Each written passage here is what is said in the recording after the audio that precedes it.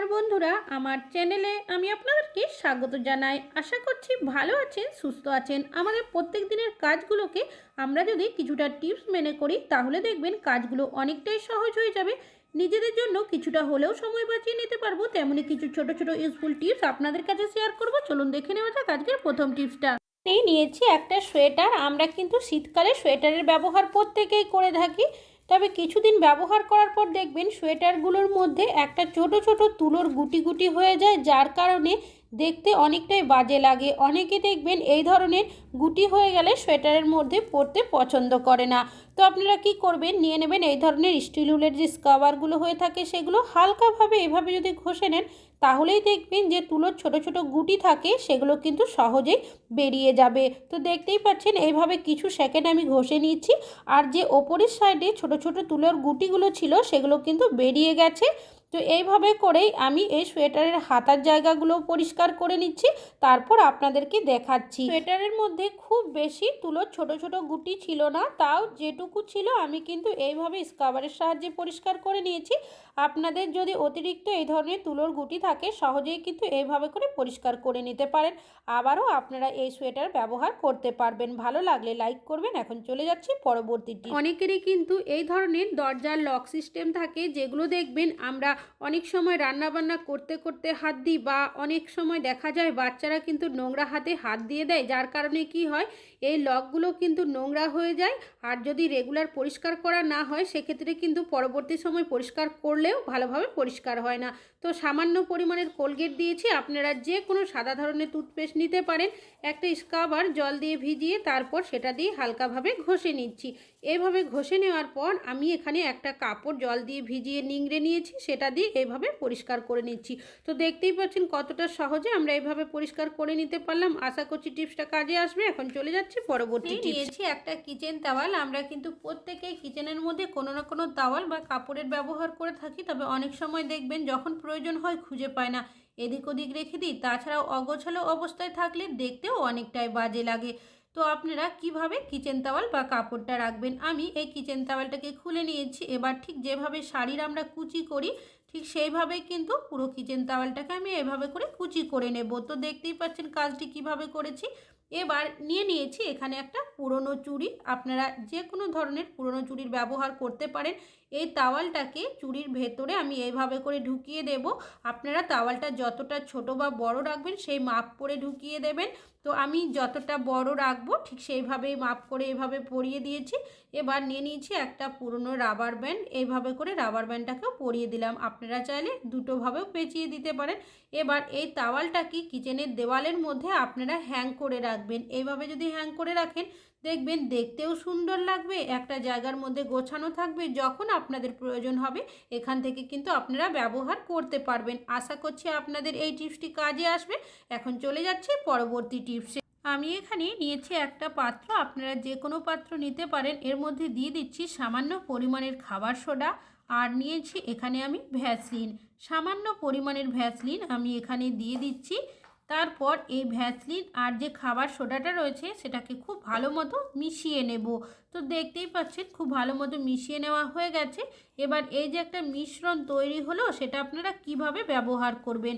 তো এখান থেকে সামান্য পরিমাণের মিশ্রণ আমি হাতের মধ্যে নিয়ে নিচ্ছি। হাতের মধ্যে খুব ভালোভাবে এই মিশ্রণটাকে আমি এইভাবে লাগিয়ে নেব। কেন এই মিশ্রণটা লাগাবেন, আমরা প্রত্যেকটা মহিলারা কিন্তু জলের নানা ধরনের কাজ করে থাকি, আর শীতকালে দেখবেন আমাদের হাতটা অনেকটাই রুস্কো শুষ্ক হয়ে যায়। তাছাড়া অনেকেরই হাত ফেটে যায়, যার কারণে আমরা অনেক দামি দামি ক্রিমের ব্যবহার করে থাকি। তো দামি ক্রিম ব্যবহার না করে আমরা যদি এইভাবে করে হাতের মধ্যে রাত্রে শোয়ার আগে লাগিয়ে নিই, তারপর আপনারা কি করবেন, কুসুম গরম জল দিয়ে হাতটাকে ধুয়ে নেবেন। তাহলেই দেখবেন হাতের মধ্যে যে একটা রুস্কো শুষ্কো ভাব থাকে, অনেকেরই হাত ফেটে যায়, সেই সমস্যাটা কিন্তু হবে না। আশা করছি টিপসটা কাজে আসবে। এখন চলে যাচ্ছি পরবর্তী টিপসে। নিয়েছি বেশ কিছুটা কুমড়ো। শীত গ্রীষ্ম বর্ষা যে সময়ই হোক না কেন আমরা কিন্তু প্রত্যেকেই কম বেশি বাড়িতে কুমড়ো নিয়ে আসি। তবে অনেক সময় দেখবেন যদি বেশি পরিমাণে নিয়ে আসা হয় কি হয়, কিছুটা হয়তো রান্নায় ব্যবহার করি আর বাকিটা আমরা রেখে দিই। এর ফলে দেখা যায় এই কুমড়ো যদি বাইরে রাখা হয় ফ্রিজে ফ্রিজের, সেক্ষেত্রে শুকিয়ে যায় আর ফ্রিজে রাখলেও দেখা যায় সহজেই পচে যায়। এর ফলে কি হয়, আমাদের কেনা জিনিস কিন্তু নষ্ট হয়ে যায়। টাকা দিয়ে কিনে নিয়ে এসে নষ্ট করা কিন্তু একদমই উচিত নয়। আমি এখানে একটা ছুরি নিয়েছি, ছুরির সাহায্যে প্রথমে কুমড়োর যে বীজের অংশগুলো রয়েছে এইভাবে করে কেটে নিচ্ছি। কেন কি, কুমড়ো পচে যেতে শুরু করে এই বীজের অংশ থেকে। এইভাবে করে কেটে আমি এই বীজের অংশগুলো প্রথমে তুলে বাদ দিয়ে দিই। তবে কুমড়োর যে বীজের অংশগুলো রয়েছে সেটাও কিন্তু ফেলবো না, পরে আমি রান্নাতে ব্যবহার করব। এবার কুমড়োর যে কাটা অংশটা রয়েছে সেটাকে কি করব, নিয়ে নেব সামান্য পরিমাণের সর্ষের তেল। তেলটাকে এইভাবে করে ভালো করে মাখিয়ে নেব। এভাবে মাখিয়ে নেওয়ার পর একটা পেপার দিয়ে এইভাবে মুড়িয়ে নেব। তারপর একটা প্লাস্টিকের মধ্যে যদি আমরা রেখে দিই তাহলে দেখবেন এই কুমড়ো যদি ফ্রিজেও না রাখি না কেন আমরা অনেক দিন পর্যন্ত ভালো থাকবে। আর যদি ফ্রিজে রাখেন সেক্ষেত্রে দেখবেন 2 সপ্তাহ পর্যন্ত কুমড়োটা পচেও যাবে না, শুকিয়েও যাবে না। আশা করছি টিপসটা আপনাদের কাজে আসবে। এখন চলে যাচ্ছি পরবর্তী টিপসে। আমি এখানে নিয়েছি একটা বড় সাইজের যে কৌটোগুলো থাকে সেগুলো। অনেক সময় দেখবেন এই ধরনের কৌটোর ঢাকনাটা যদি ফেটে যায় বা হারিয়ে যায়, বা কৌটোগুলোই যদি সাইড থেকে ফেটে যায়, সেক্ষেত্রে কি করি আমরা, এই বড় সাইজের যে কৌটোগুলো রয়েছে হয় ফেলে দিই, না হলে বাড়িতে এরকমই পড়ে থাকে। তো কিভাবে ব্যবহার করবেন, আমি এখানে নিয়েছি ডবল সাইজের টেপের 2টো টুকরো। এবার এই যে সাইডে এইভাবে একটা লাগিয়ে দেব আর উল্টো সাইডেও এইভাবে করে লাগিয়ে নেব। কাগজের মতো যে অংশগুলো রয়েছে সেগুলো তুলে নিচ্ছি। এবার আমি নিয়ে নিয়েছি এখানে জলের বোতলের যে ঢাকনাগুলো হয়ে থাকে সেগুলো এইভাবে করে লাগিয়ে নিচ্ছি। তো দুটো সাইডেই কিন্তু আমি দুটোকে লাগিয়ে নিয়েছি। এবার নিয়ে নিয়েছি আমি পলিথিনটাকে প্রথমে এইভাবে পরিয়ে নেব, তারপর যে ঢাকনাগুলো রয়েছে তার সাইডে আমি এইভাবে লাগিয়ে নেব। এটা আপনারা কিভাবে ব্যবহার করবেন, আমরা এটা ডাস্টবিনের জন্য ব্যবহার করতে পারি। তো দেখতেই পাচ্ছেন বন্ধুরা আমরা কতটা সুন্দর এটাকে এভাবে করে কাজে লাগিয়ে নিতে পারলাম। আশা করছি টিপসটা কাজে আসবে। ভালো লাগলে লাইক করবেন। এখন চলে যাচ্ছি পরবর্তী টিপস। আমাদের অনেকেরই বাড়িতে ছোট বাচ্চারা রয়েছে, তারা যখন পড়াশুনো করে অনেক সময় কি করে, পড়াশুনো করতে করতে দেখবেন যে ইরেজারটা থাকে হারিয়ে দেয়। কখনো স্কুলেই দেখবেন ওরা কিন্তু ইরেজার হারিয়ে দিয়ে চলে আসে। এর ফলে দেখা যায় যখন এমার্জেন্সির কোনো কিছু লেখালেখি করে বা পড়াশুনো করতে বসে সেক্ষেত্রে ইরেজার কিন্তু আমরা আর খুঁজে পাই না, তখন অনেকটাই অসুবিধা হয়। তো সেক্ষেত্রে আপনারা কি করবেন, নিয়ে নেবেন রাবার ব্যান্ড। আমি 2টো রাবার ব্যান্ড এইভাবে পেন্সিলের মধ্যে পরিয়ে দিয়েছি, তারপর এইভাবে করে পেঁচিয়ে দেব। এবার আপনারা যদি বাচ্চাদেরকে এই পেন্সিলটা দিয়ে এইভাবে করে শিখিয়ে দেন, তারা কিন্তু দেখবেন এইভাবে করে পরিষ্কার করে নিতে পারবে। তাহলে বন্ধুরা আশা করছি আপনাদের এই টিপসটি কাজে আসবে। এখন চলে যাচ্ছি পরবর্তী টিপস। প্রত্যেকেই কিন্তু কম বেশি রান্নাবান্না করে থাকি, তবে অনেক সময় যদি ভাতটা খাওয়া না হয় বা কোনো কারণে ভাত যদি কিছুটা থেকে যায়, সেক্ষেত্রে আমরা প্রত্যেকেই ফ্রিজের মধ্যে ভাতটা তুলে রাখি। পরবর্তী সময় যখনই আমরা এই ভাতটা ফ্রিজ থেকে বের করি সেক্ষেত্রে অতিরিক্ত ঠান্ডা হয়ে যায়, আর ঠান্ডা ভাত কিন্তু কেউই আমরা খেতে পারি না। তখন আমরা কি করি, এই ভাতটা কিন্তু গরম করি। আমরা যদি ভাত কড়াইয়ে গরম করতে যাই সেক্ষেত্রে দেখা যায় ভাতটা কিন্তু নিচের থেকে বসে যায়। আর যদি জল দিয়ে গরম করি সেক্ষেত্রে কি হয়, ভাতটা দেখবেন যে স্বাদ থাকে সেটা একদমই চলে যায়, খেতে একদমই ভালো লাগে না। তো আপনারা কি করবেন, নিয়ে নেবেন একটা হটপট বা ক্যাস্ট্রল। এবার আমি এর মধ্যে দিয়ে দেব বেশ কিছুটা পরিমাণের ফুটন্ত গরম জল। এখানে ফুটন্ত গরম জলেরই ব্যবহার করতে হবে। এবার যে ভাতটা রয়েছে আমি এইভাবে করে বসিয়ে দেব, তবে জলটা কিন্তু খুব বেশি দেবেন না। এবার এইভাবে ঢাকনাটাকে লাগিয়ে রেখে দেবেন আপনারা 5 থেকে 6 মিনিটের জন্য। আমি 5 মিনিট পর আপনাদেরকে দেখাচ্ছি। তো দেখতেই পাচ্ছেন বন্ধুরা ভাতটা কিন্তু আগের থেকে অনেকটা গরমও হয়ে গেছে। আর এইভাবে যদি ভাতটা গরম করে নিই সেক্ষেত্রে কি হবে, আমাদের গ্যাস জ্বালাতেও হবে না, আর ভাতটা স্বাদও নষ্ট হবে না, ভাত পুড়েও যাবে না। আশা করছি টিপসটা কাজে আসবে। এখন চলে যাচ্ছি পরবর্তী টিপসে।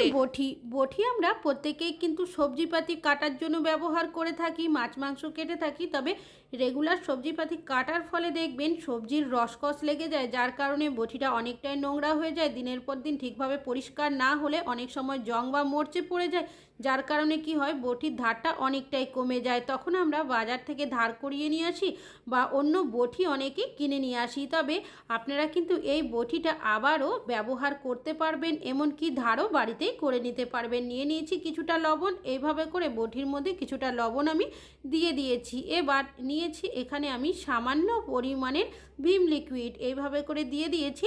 এবার একটা স্ক্রাবারের সাহায্যে এইভাবে করে ঘষে নেব। এইভাবে ঘষলেই দেখবেন বটির মধ্যে যে নোংরাটা থাকে সেটাও পরিষ্কার হয়ে যাবে, তাছাড়া বটির মধ্যে যে জং বা মরচে থাকে সেটা কিন্তু সহজেই উঠে যাবে। একইভাবে বটির উল্টো সাইডেও কিছুটা পরিমাণের লবণ আমি এইভাবে দিয়ে দিচ্ছি, আর দিয়ে দিচ্ছি সামান্য পরিমাণের ভিম লিকুইড।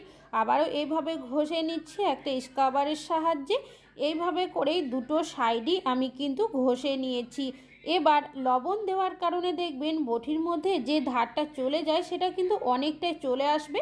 তবে আপনারা যদি এর থেকে বেশি ধার করতে চান সেক্ষেত্রে একটা পাথর নিয়ে নেবেন, দিয়ে যদি এইভাবে করে আপনারা হালকাভাবে ঘষে নেন তাহলে দেখবেন বটির মধ্যে নোংরাটা তো চলে যাবে, বটির ধারটাও কিন্তু অনেকটাই চলে আসবে। দুটো সাইডই আমি এইভাবে ঘষে নিয়েছি, দেখতেই পাচ্ছেন। পরিষ্কার জল দিয়ে ধুয়ে দেখিয়ে দিচ্ছি। আশা করছি টিপসটা আপনাদের কাজে আসবে। ভালো লাগলে লাইক করবেন। তাহলে বন্ধুরা আজকে এখানেই শেষ করছি, আবার চলে আসবো নতুন নতুন টিপসের ভিডিও নিয়ে। ততক্ষণের জন্য ভালো থাকবেন, সুস্থ থাকবেন।